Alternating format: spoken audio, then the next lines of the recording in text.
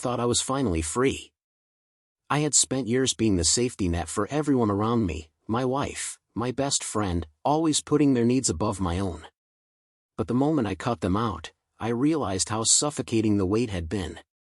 It wasn't just about the betrayal, it was about reclaiming my own life, my own happiness. When my marriage crumbled and my best friend showed his true colors, I didn't just lose them, I lost the version of myself who had allowed their mistakes to shape me. I walked away from everything that had once defined me, sold the house, and started over. No more ghosts, no more compromises. But life has a twisted sense of humor. Even after I thought I'd left it all behind, they tried to reach out again, Evan, with his desperation, and Andrea, with her regret. They wanted me to clean up the mess they'd made.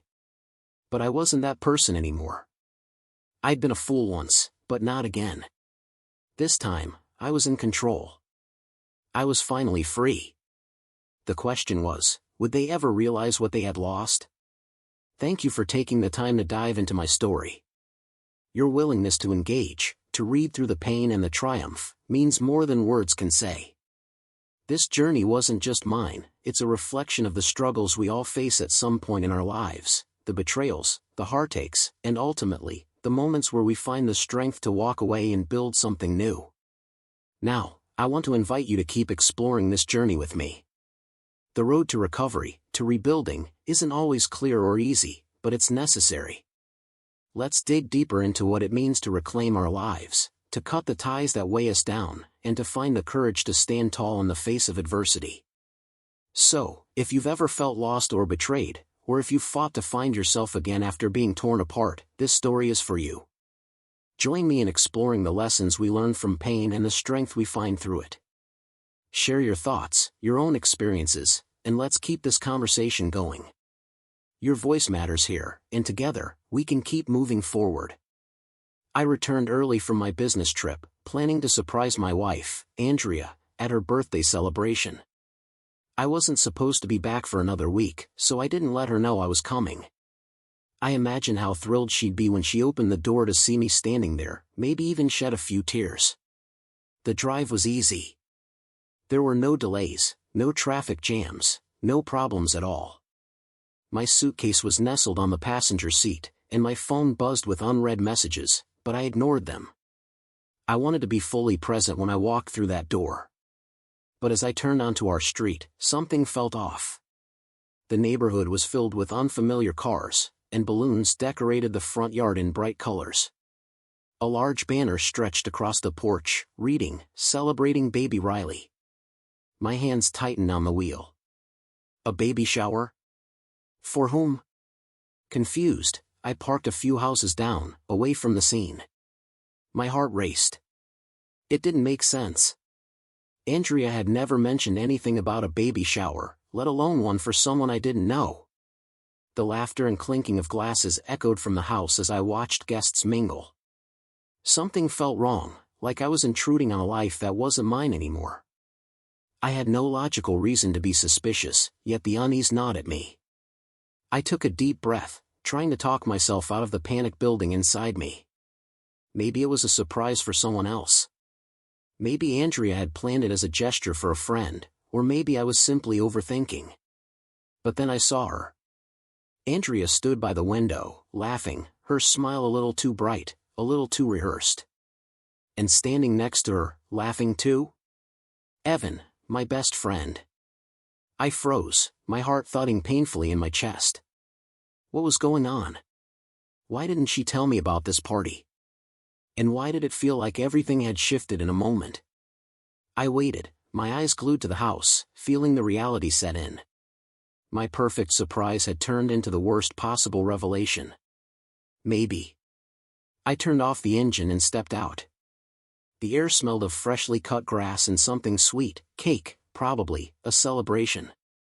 For a second, I considered calling Andrea, but I dismissed the idea. I wanted to see it for myself, to understand before I let my mind spiral into places it didn't need to go. I walked toward the house slowly, feeling like an intruder in my own life. The closer I got, the more details I noticed. Through the large living room window, I saw people everywhere, some familiar faces, some I didn't recognize. They were smiling, drinking, celebrating. But the most striking thing was the way everything looked prepared.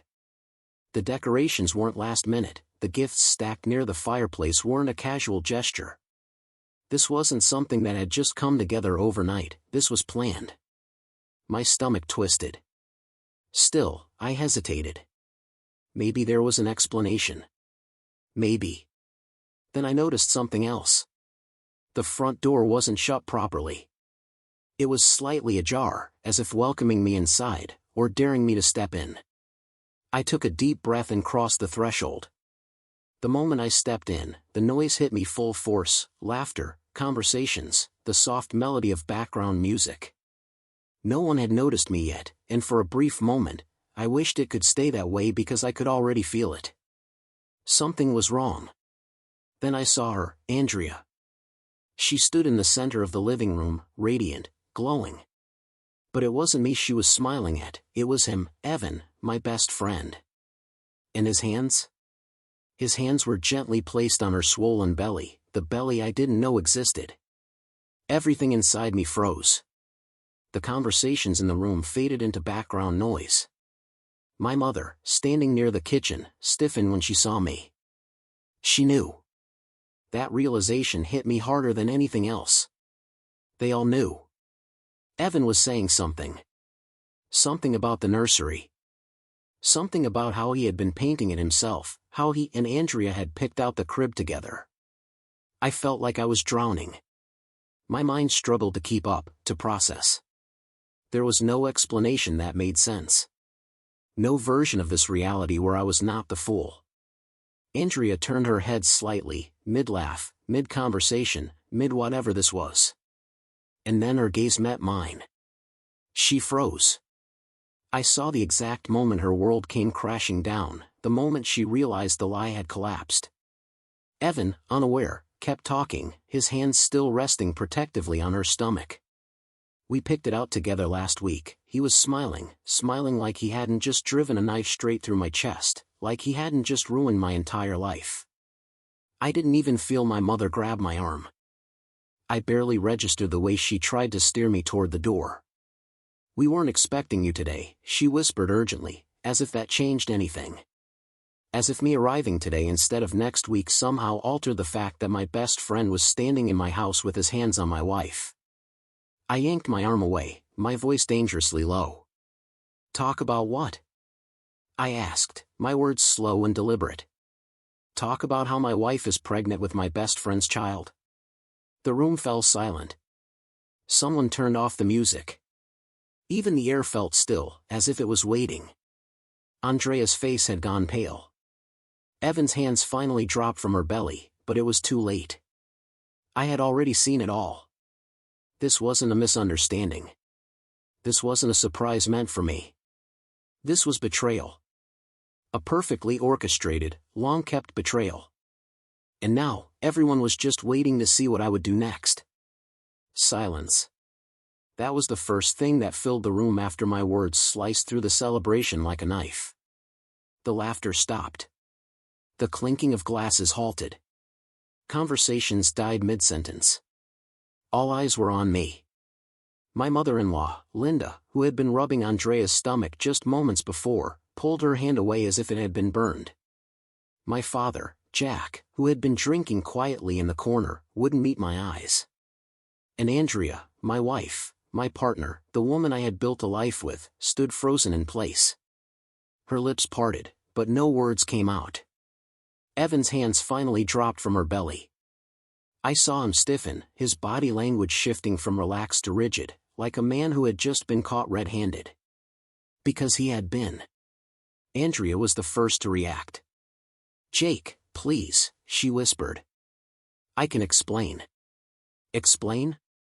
She wanted to explain, like there was an explanation in this world that could make this okay. I clenched my jaw so hard I thought my teeth might crack. My hands were fists at my sides, my breathing heavy, measured, controlled. "Barely." "Go on," I said. My voice disturbingly calm. "I'd love to hear it." No one spoke. The weight of my words hung in the air, pressing down on every person in that room. Evan, who had always been quick with words, always had a smooth answer for everything, stood there like a guilty coward. The man who had once been my closest friend, now looked like he wanted the ground to swallow him whole. And my mother, oh, my mother. She was still trying to do damage control, trying to fix what couldn't be fixed. "Jake, let's step outside," she urged, her voice soft, her grip on my arm tightening. "This isn't the time." I ripped my arm from her grasp. "This isn't the time," I repeated, my voice rising slightly. "When would have been the right time, Mom? When the baby was born? When my best friend's kid started calling me Uncle Jake?" My father shifted uncomfortably, still not looking at me. He had known. He had known, and he had said nothing. I let out a bitter laugh, shaking my head. "You knew, didn't you?" I asked him. His silence was my answer. The rage inside me burned hotter. I turned back to Andrea. She looked like she was on the verge of tears, but I didn't care. She didn't get to cry now, not when I had spent months working overseas, busting my ass, thinking I was building a future for us while she was doing this. "Tell me, Andrea," I said slowly, enunciating each word. "How long?" She swallowed hard. "Jake, please, it's not what you think." "Not what I think." The words made something inside me snap. "So you're telling me my eyes are lying to me?" I asked, gesturing to the very obvious bump in her stomach. "You're telling me that's not his child? That this whole baby shower, the decorations, the gifts, the nursery, everything, isn't exactly what it looks like?" Her lip trembled. "I didn't want you to find out this way," she whispered. I let out a dry, humorless laugh. "Oh, how considerate of you," I said. "How exactly were you planning on telling me, Andrea? After the baby was born? Or were you just going to let me keep believing we were still married while you played house with him?" I turned to Evan, who still hadn't said a damn word. "What's the matter, Evan?" I asked, my tone dripping with venom. "Cat got your tongue? You had a lot to say when you were screwing my wife." He flinched. Good. I wanted him to feel that sting. I wanted him to feel even an ounce of what I was feeling. "Jake, it wasn't like that," Evan finally spoke, his voice tight, defensive. "We didn't mean for this to happen." That phrase, "we didn't mean for this to happen," I almost lunged at him right there. Instead, I laughed again, a sharp, cutting laugh. "Didn't mean for it to happen?" I echoed, shaking my head. "So what, you just tripped and fell inside her?" A collective gasp sounded around the room. A few people shifted uncomfortably, some picked up their bags, clearly wanting to leave but too afraid to move. Good. Let them be uncomfortable. Andrea wiped at her face, tears streaming freely now. "Jake, I never wanted to hurt you," she cried. I scoffed. "Yeah, could have fooled me." Linda, my mother-in-law, finally stepped in. And of course, she wasn't stepping in for me. "Jake, enough," she snapped. "Andrea doesn't need this stress." Stress? She was worried about Andrea's stress. A sickening wave of nausea rolled over me, the sheer irony of it making my head spin. Her stress? I repeated slowly, turning to face her. Where was this concern when I lost my child 2 years ago? Linda's face drained of color. Andrea sucked in a sharp breath. Evan looked away. They all knew exactly what I was talking about. 2 years ago, I had sat in a hospital waiting room, gripping Andrea's hand while she cried, my heart breaking as we lost our child before we even had the chance to meet them. I had held her through the nights of grief, whispered reassurances that we'd get through it together, that when we were ready, we'd try again. And now? Now, she was carrying another man's child while everyone around me celebrated like it was some miracle. I felt my chest tighten. I had to get out of there. I turned to the gift table, scanning the neatly wrapped boxes until I saw one with my mother's name on it. I grabbed it, ignoring her protests, and tore it open. A small white onesie with blue details fell into my hands. She had bought a gift for my wife's affair baby, my own mother. I felt sick. I turned to her, my voice low. You got her something nice, Mom? I said. Did you keep the receipt? Andrea let out a choked sob. My mother's lip trembled. Evan stepped forward again. Jake, please. I dropped the onesie at his feet. Enough, I said, my voice suddenly cold, emotionless. I looked around the room at all the faces, people I had once trusted, people who had sat in my home, laughed with me, eaten meals with me, all while knowing. I inhaled sharply, forcing myself to stay composed. Then I turned to Evan. You better get a job, I told him, my voice calm. Because from this moment on, you're on your own. Evan's face paled. What do you mean? I smiled, a slow, satisfied smile. It means, Evan, that while I was overseas, I wasn't just working, I said. I was also consulting a lawyer. Andrea stiffened. Evan's eyes widened. I let the moment hang before I said the words that sealed his fate. I have proof of every penny I spent on this house, I said. On this marriage. On you. Then, without another word, I turned and walked out the door. Let them all sit in their mess. I was done. The night air hit me like a cold slap as I stepped outside. The weight of the discovery was suffocating, pressing down on my chest like a vice. My hands were shaking, and I couldn't tell if it was from rage or shock. Behind me, the celebration had turned into a stunned silence, but I knew it wouldn't last. The whispers would start soon, the justifications, the excuses. But I didn't care. I couldn't care. Not after what I had just seen. I had spent the last year breaking my back overseas, working endless hours, sending every paycheck home, all for this. For my wife to betray me with the one person I trusted most. A bitter laugh escaped my lips. I should have seen the signs. Maybe I did, deep down. Maybe that's why I never told Andrea I was coming home early, because somewhere inside me, I had suspected. But nothing could have prepared me for this. Before I could take another step toward my car, the front door swung open behind me. Jake, wait. Andrea's voice. I kept walking. She hurried down the steps, the soft thud of her flats against the pavement barely audible over the sound of my blood pounding in my ears. Please, she begged, just talk to me. Talk? I stopped abruptly and turned around, barely restraining the storm inside me. Talk to you? I repeated, my voice dangerously calm. Like how you talked to me while you were screwing Evan. That kind of talk? She winced, wrapping her arms around her stomach, as if shielding herself from my words. Good. Let her feel just a fraction of the pain I was feeling. Jake, it wasn't like that, she whispered. I let out a sharp, humorless laugh. Oh, so what was it like, Andrea? Explain it to me, because from where I'm standing, it looks pretty damn clear. Tears welled up in her eyes. I almost felt something, almost. But then I remembered everything. The late-night calls where she told me she missed me. The video chats where she smiled, saying she couldn't wait for me to come home. The messages where she told me she loved me. All lies. You were gone for so long, she whispered, her voice trembling. You don't understand what it was like being alone all the time. My jaw tightened.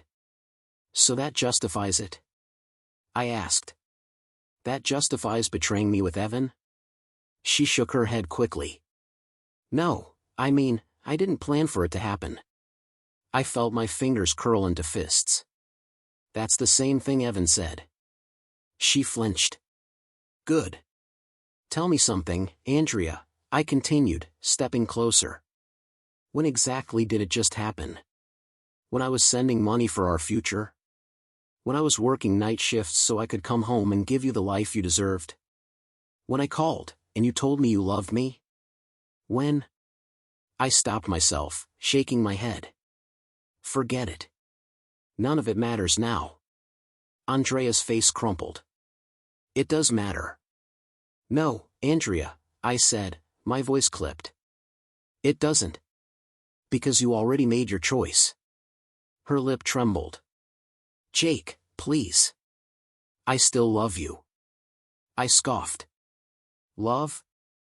I echoed, my voice dripping with disbelief. Is that what you call this? I gestured toward the house, the decorations, the celebration she had planned behind my back. Because from where I'm standing, this doesn't look like love. It looks like a goddamn joke. I could see her panic rising now. I never wanted to hurt you, she insisted. I exhaled sharply, pinching the bridge of my nose. Stop saying that. But it's true. No, Andrea, I cut her off, my patience snapping. If you didn't want to hurt me, you wouldn't have done this. Tears spilled down her cheeks, and for a moment, she looked like the woman I had fallen in love with, the woman I had married, the woman I had trusted. But she wasn't that woman anymore. I can't lose you, she whispered. I stared at her for a long moment. You already did. And with that, I turned my back on her. I had barely taken 2 steps when another voice called after me. Jake! Evan! I went rigid, my fists clenched at my sides. I turned slowly, my entire body coiled with tension. Evan stood in the doorway looking guilty as hell, his usual confidence, the cocky smirk he always wore, was gone. I wanted to hit him, badly.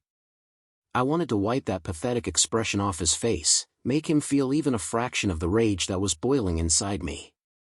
But I didn't. I wouldn't give him the satisfaction. Instead, I took a slow, measured breath.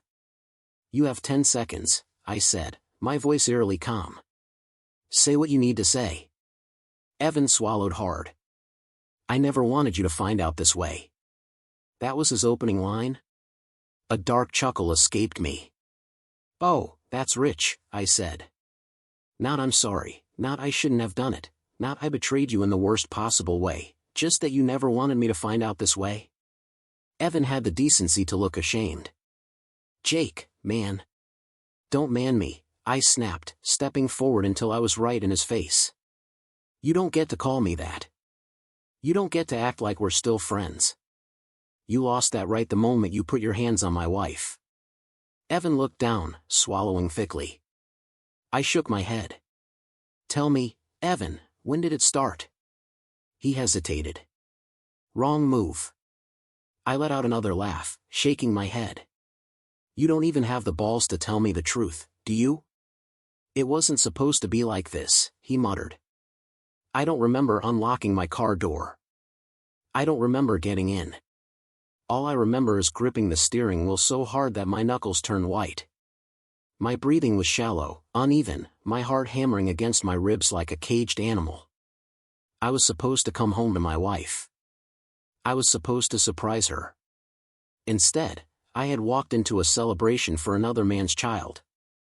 I clenched my jaw as my vision blurred for a moment, but I refused to let the tears fall. Not here. Not now. I turned the key in the ignition, the engine roaring to life. My hands were still shaking, my entire body stiff with the weight of betrayal, but I didn't care. I needed to get the hell away from this place. From them. From the house I had built. The house I had paid for. The house that had become a stage for the greatest humiliation of my life. As I pulled away from the curb, I caught a glimpse of them through my rearview mirror. Andrea standing frozen in the driveway, Evan looking lost, confused, terrified. My mother whispering furiously to my father, Linda still holding the banner like some kind of twisted joke. I swallowed the bitter taste in my mouth and floored the gas pedal. I didn't know where I was going. I just knew I couldn't be there. I drove aimlessly, my mind replaying every moment of the past few months. The late-night calls, the I miss you messages, the lies. Had she been with him when she texted me those things? Had she laughed with him, whispered to him in the dark, while I sat in some hotel room on the other side of the world, thinking I was making sacrifices for us? A humorless chuckle escaped me. God, I was a fool. I gritted my teeth, gripping the wheel tighter. The anger in my chest burned like acid, searing through every rational thought I had left. I should have seen it coming. The signs had been there, small, almost imperceptible shifts in her behavior. The way she started hesitating before answering my calls. The way she sometimes took a second too long to respond to my messages. The way she no longer sounded lonely when I told her I missed her. And Evan, my best friend, the man I trusted more than anyone. I had known him for years. He had been the first person I called when I got the job offer overseas. He had been the one telling me how proud he was. How he'd look after Andrea while I was gone. How stupid could I have been? I pressed the gas pedal harder, the city lights blurring past me. I needed somewhere to think, somewhere to breathe. I ended up at a cheap roadside motel, the neon sign flickering like a dying heartbeat. It wasn't home, but at least it was far away from that house. The receptionist barely glanced at me as I slid my card across the counter. She handed me the key, and I took the stairs two at a time, desperate to be alone. The second the door shut behind me, the weight of everything finally crashed down. I barely made it to the bed before I collapsed onto it, and that's when I finally broke. I pressed my palms into my face as a sound tore from my throat, something raw, something ugly. I wasn't crying, not in the way most people cry. No, this was different. This was years of sacrifice, trust, and love collapsing in on itself. This was grief, not for a person but for a life that never really existed.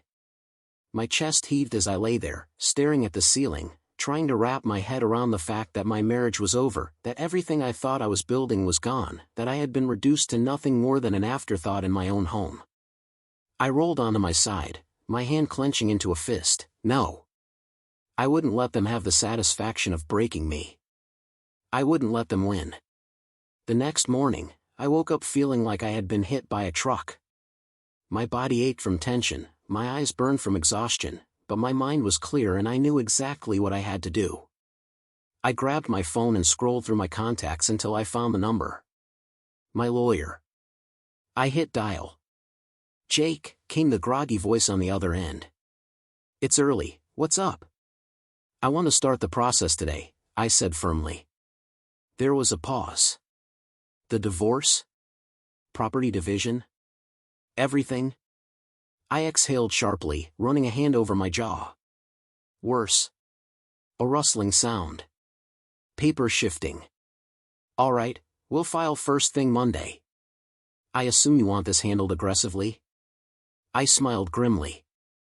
"Oh, I want it handled so aggressively that Evan will wish he never met her." The first text came that afternoon. "Andrea, Jake, please talk to me. I know you're hurt. But we need to discuss this." I didn't respond. The next one came an hour later. "Evan, man, I know you're mad, I get it, but can we at least have a conversation?" I stared at the screen, my fingers hovering over the keyboard. Then I locked my phone and tossed it onto the bed. I wasn't playing their game, let them squirm. The following day, I had coffee at a small cafe near the motel. The world outside kept turning, as if my life hadn't just been ripped apart. People laughed, couples held hands, parents fed their kids, life moved on, and I would too. I took a slow sip of my coffee, feeling the beginnings of something foreign creeping into my chest, relief. For the first time in years, I wasn't obligated to hold everything together. I wasn't breaking my back trying to make someone else happy, I was free. And that thought, it was the first thing that made me truly smile. That night, I finally sent a response to Evan. 2 words, "talk to my lawyer," and with that, I turned off my phone. No more explanations, no more chances, no more "Jake, please." I had given them everything, and now I was taking everything back. The legal battle began. The weight of everything didn't hit me all at once. It came in waves, some small, barely noticeable, others so overwhelming that I could barely breathe. But amidst all of it, one thing remained clear: I was done. The betrayal had already happened, the damage was already done, now it was about taking back control. I spent the next morning sitting in my motel room, staring at my phone, waiting for my lawyer to call. At exactly 9 a.m., my phone buzzed. "Jake, we're good to go." I leaned back against the headboard, gripping the phone tighter. "Walk me through it." "We're filing today. The house is in your name, and all financial contributions are documented under you." Evan has no legal claim to it. I exhaled slowly. And Andrea? She can try to contest, but given the circumstances, it won't hold up. We're filing for an uncontested divorce, and with the financial records we have, she won't be able to touch a dime of your money. If she fights it, we can take it to court, but honestly, she won't win. I let that sink in, my entire marriage reduced to legal terms and financial evidence. It was ironic, really. I had built everything for us, for a future, and now the only thing that mattered was how fast I could dismantle it. What about my accounts? I asked. Already in motion. We're securing your assets and freezing joint ones. A bitter smile tugged at my lips. Evan thought he had one, that he had taken something from me. But he had no idea what was coming. The first signs of panic came that afternoon. The messages started flooding in. First, Andrea, Jake, I know you're angry, but can we talk? I didn't want this to happen this way. I ignored it. An hour later, another one, Jake, please, just one conversation. Don't have to do this. She was acting as if she hadn't ripped our marriage apart, as if I was the one choosing to end things, rather than reacting to the mess she had created. Then came Evan. Man, I messed up. I get it. But let's not go nuclear, all right? We can figure this out. Figure this out? The audacity. He had already figured it out when he decided to betray me, when he stood in my house at my wife's side, preparing for a child that wasn't mine. I locked my phone. I wasn't playing their game. By the next morning, Andrea must have gotten the first set of documents, because the next time she texted, it was different. Andrea, you filed for divorce? I didn't answer. Andrea, Jake, please, let's talk before this goes too far. I stared at the message, waiting for the familiar ache, the instinct to fix things, but it never came. Instead, I texted my lawyer, make sure she understands Evan gets nothing. His response was almost immediate, trust me, she'll understand soon. I was sitting in a cafe when my phone started ringing. I glanced down, Andrea. For a moment, I considered answering. Maybe there was a part of me that wanted to hear her beg, to hear her try and justify the unjustifiable. Then I hit decline. 10 seconds later, another call, this time Linda. I let it ring out. A minute later, a message. Jake, I raised my daughter better than this, and I won't justify her actions, but don't you think you're being a little extreme? Extreme? I closed my eyes, shaking my head. That was exactly the problem. They didn't think I was serious. They thought I was just reacting, that eventually I'd forgive, and everything would return to normal. They thought wrong. 2 days later, my lawyer sent me an update, Evan had been served. That same night, a message popped up. Evan, man, come on, this is insane, you're freezing me out of the house? I smirked. Yes, he called. I let it go to voicemail. Then another text. Evan, where am I supposed to go? I stared at the screen, a dark satisfaction curling inside me. Not my problem.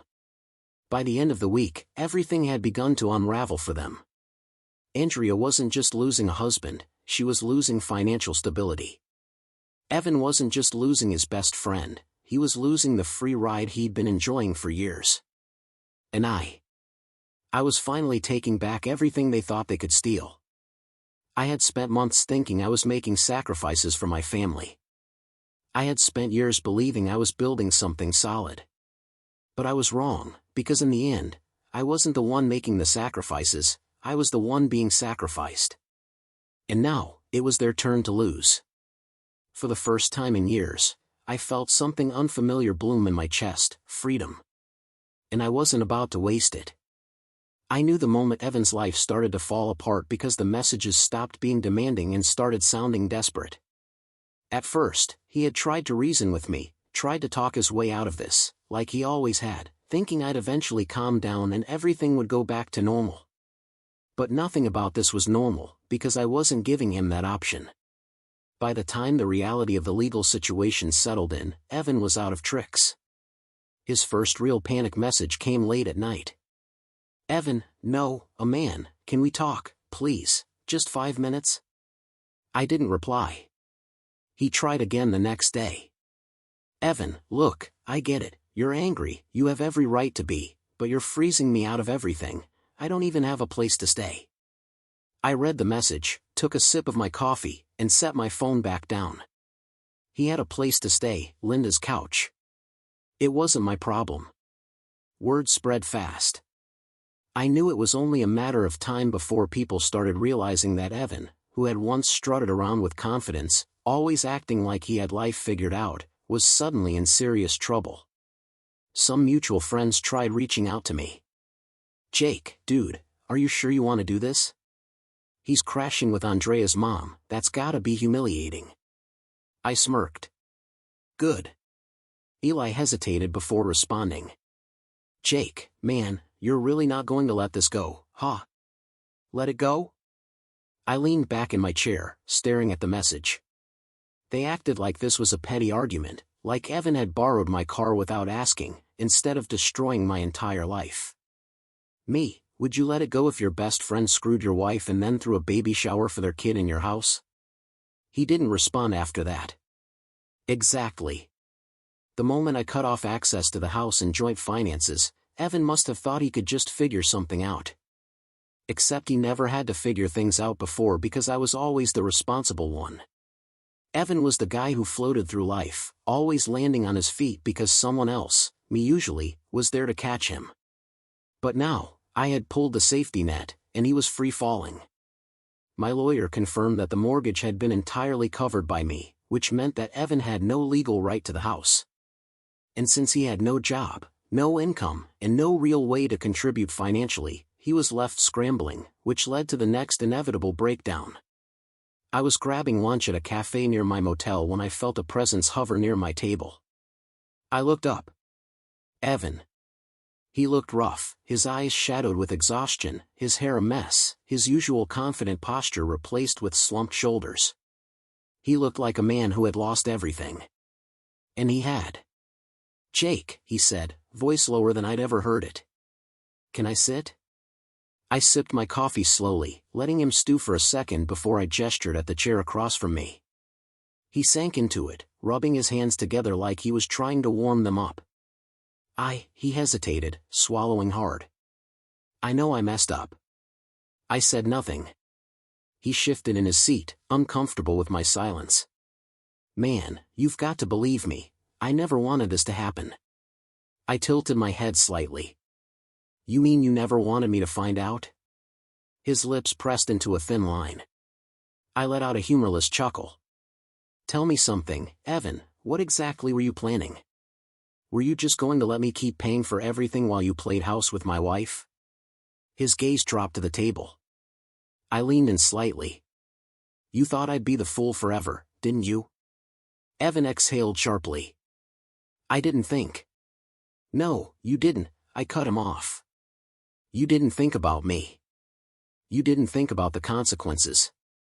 You thought you could take everything and not pay the price." His jaw clenched. "Jake, please," he finally said. "I don't have anywhere else to go." I stared at him. Evan, the man who had stood in my house, rubbing my wife's stomach while talking about their baby, was now sitting in front of me, begging. For a second, I just watched him.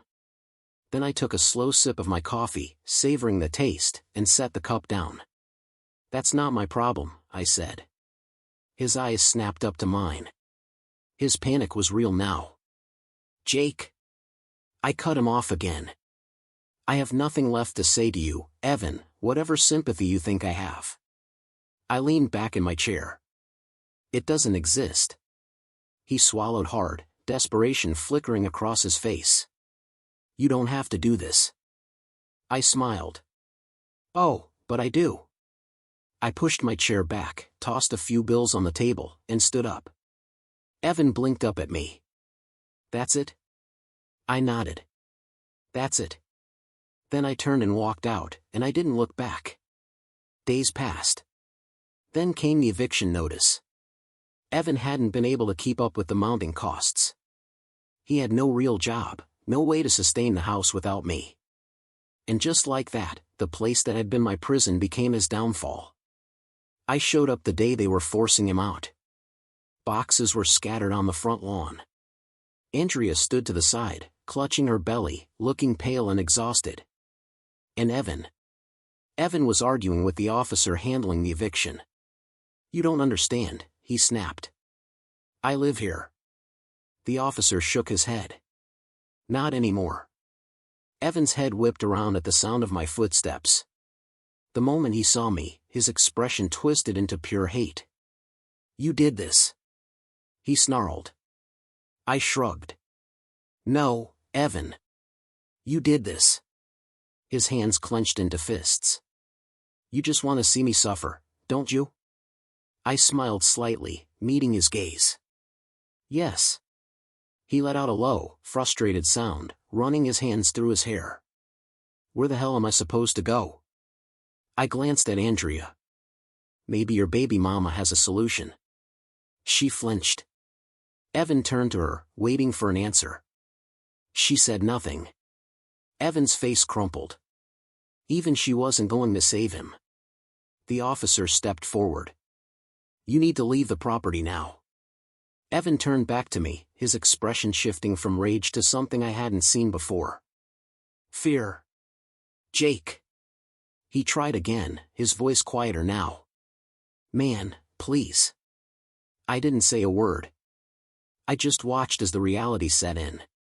Evan, the man who had stolen everything from me, was now left with nothing, and it was his turn to walk away.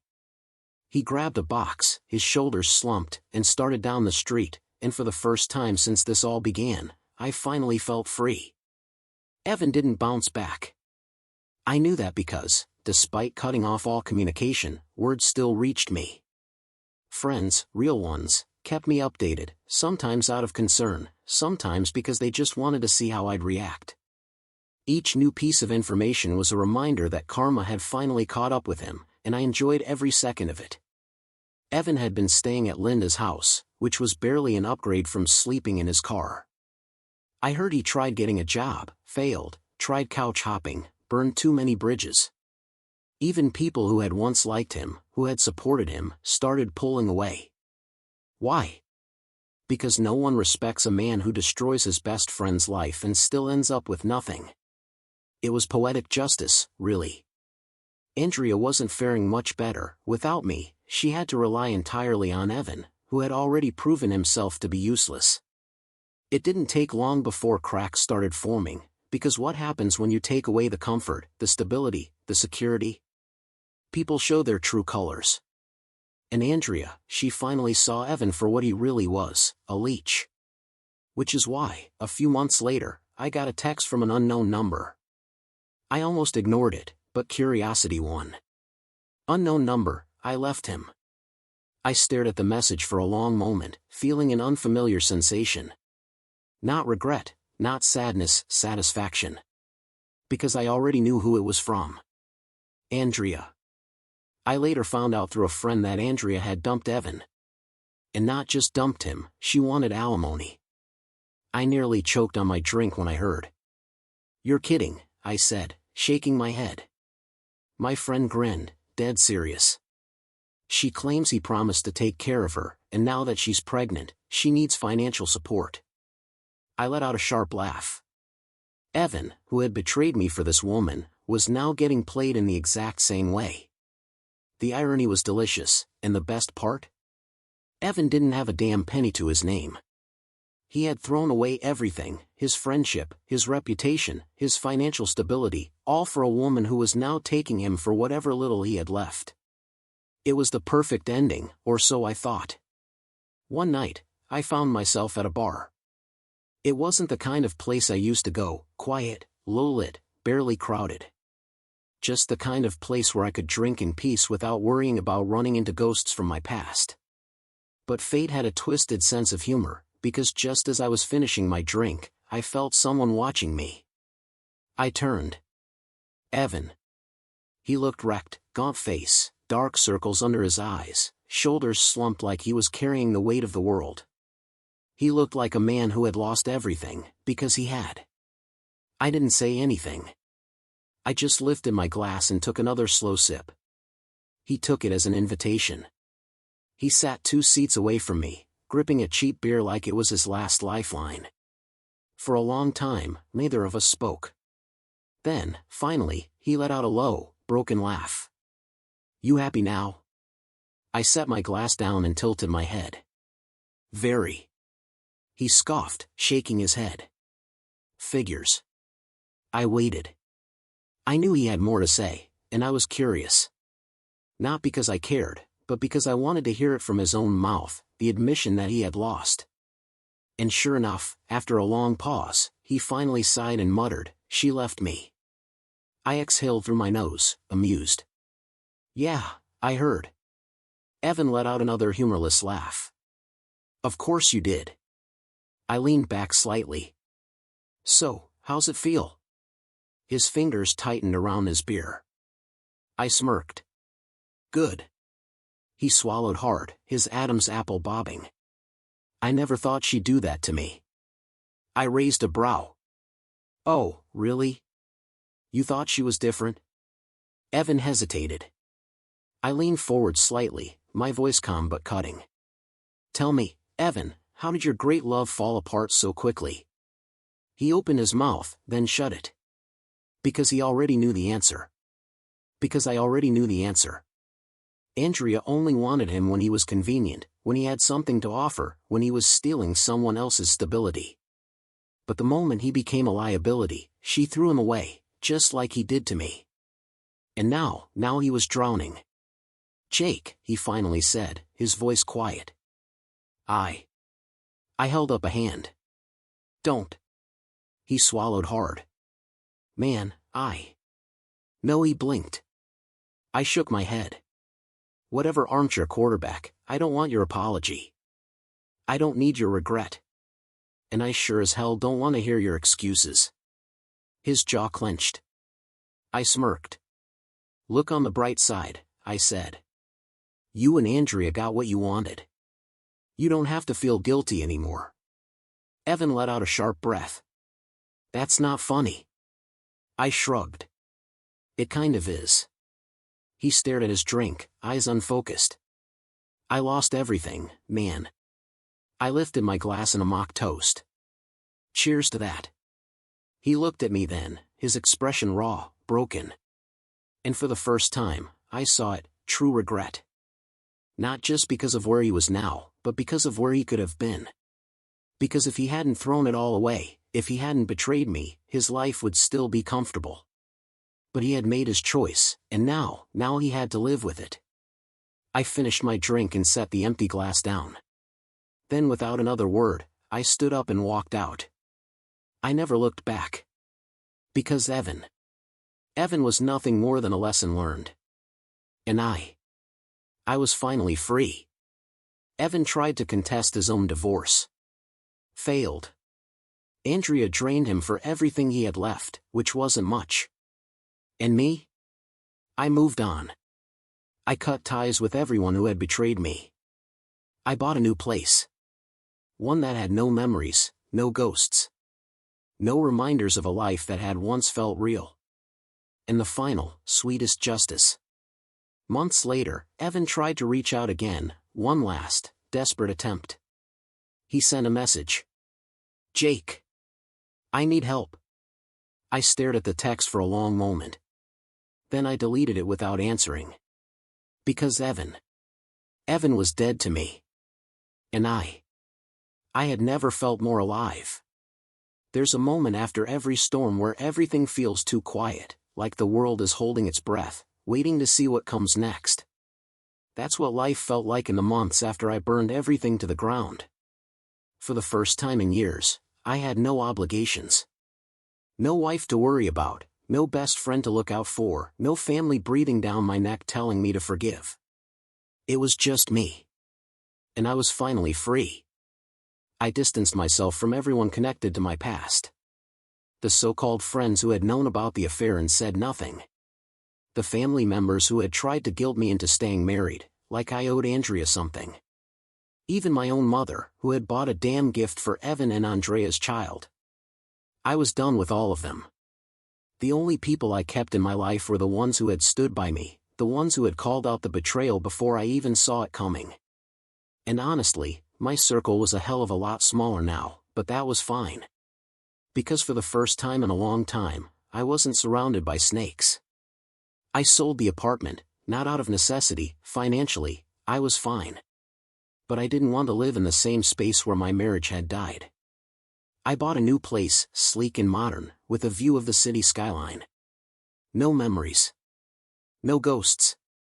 I furnished it the way I wanted. No more debating over paint colors, no more compromising on furniture Andrea liked. It was my space, and it felt right. For the first time in years, I could breathe. I should have known it wasn't over, because people like Andrea, they don't just let go. Her first desperate attempt came through a message. "Jake, I know I hurt you, but can we at least talk, just once?" I didn't respond. She tried again. "Jake, I miss you, please, just one conversation." Miss me? She had spent months sneaking around with Evan.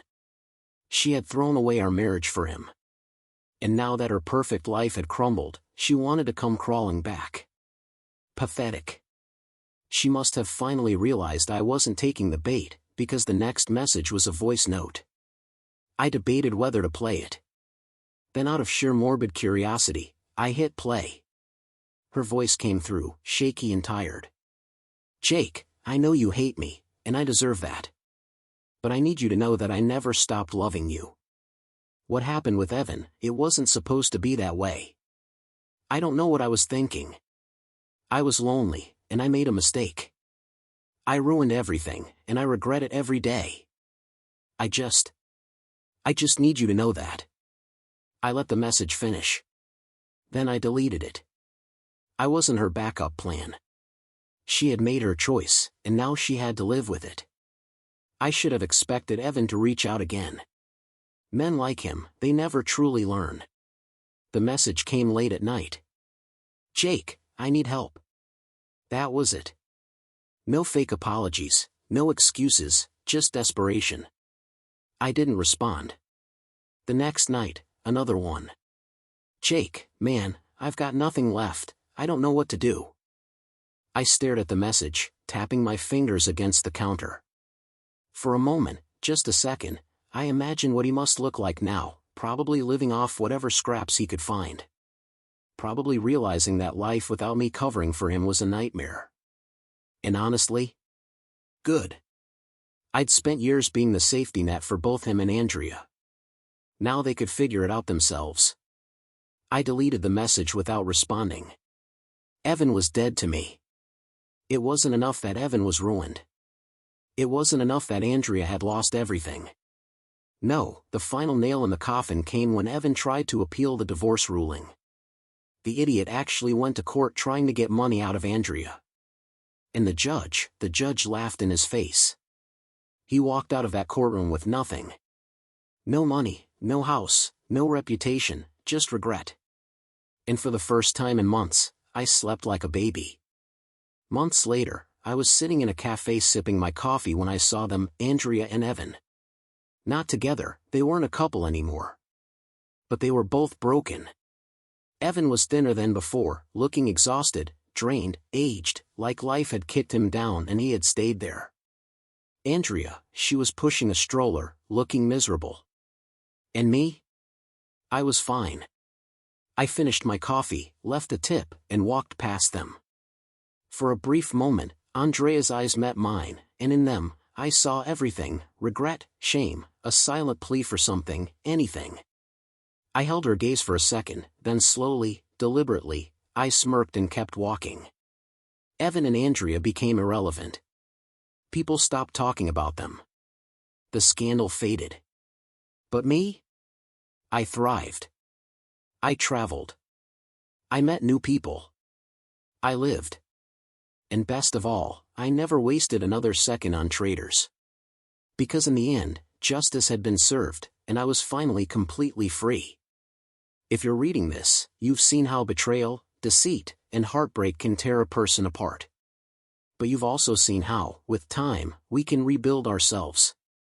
You've witnessed my journey, the pain I've endured, and how I've come to embrace freedom. Now, I want you to take a moment and think about your own life.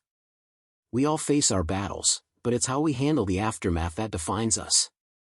My story, while mine alone, speaks to something much larger: the importance of standing up for yourself, knowing your worth, and not letting anyone rob you of your peace. You might feel stuck, like I once did, but you're not alone. There's always a way forward, and it starts with cutting the ties that hold you back. I ask you to reflect on the people in your life. Are they adding to your growth, or are they draining you? Don't be afraid to cut off what doesn't serve you, just like I did. If someone doesn't respect you, doesn't value your love and effort, they don't deserve a place in your future. Life is too short to waste on people who betray you. To those who have walked through their own storms, I invite you to share your stories. Let's support each other. Leave a comment, share your thoughts, and let me know if you've found your own way out of the darkness. Let's talk about how you've reclaimed your life. And to anyone still standing at the crossroads, unsure of the next step, remember, sometimes the hardest thing is to walk away. But the moment you do, you'll realize you've just taken back control of your own story. Keep moving forward, and remember that no one can break you unless you allow it.